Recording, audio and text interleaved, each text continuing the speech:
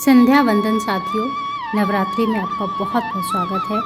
आज मैं सुंदरकांड से लंका दहन के दोहे और चौपाइयों को लेकर के प्रस्तुत हूँ।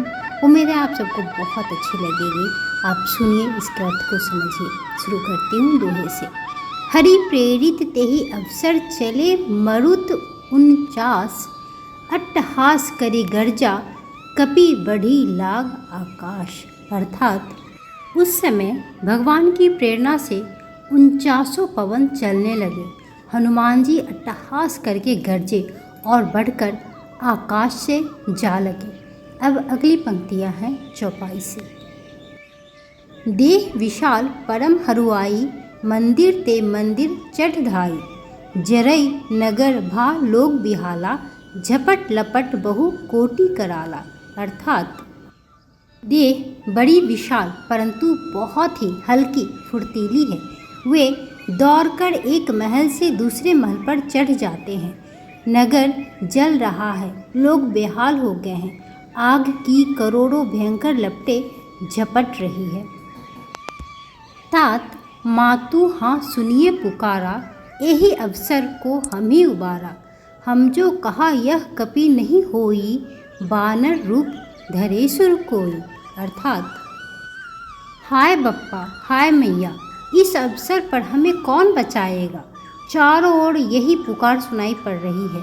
हमने तो पहले ही कहा था कि यह बानर नहीं है, बानर रूप धरे कोई देवता है। साधु अवज्ञा कर फलु ऐसा, जरई नगर अनाथ कर जैसा।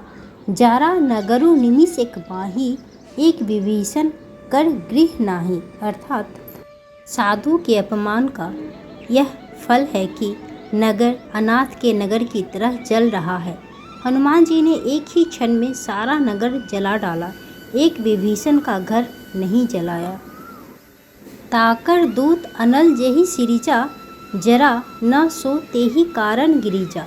उलटी पलटी लंका सब जारी, कूदी परा पुनि सिंधु मझारी। अर्थात शिवजी कहते हैं कि हे पार्वती, जिन्होंने अग्नि को बनाया, हनुमान जी उन्हीं के दूत हैं, इसी कारण वे अग्नि से नहीं जले। हनुमान जी ने उलट पलट कर एक ओर से दूसरी ओर तक सारी लंका जला दी, फिर वे समुद्र में कूद पड़े।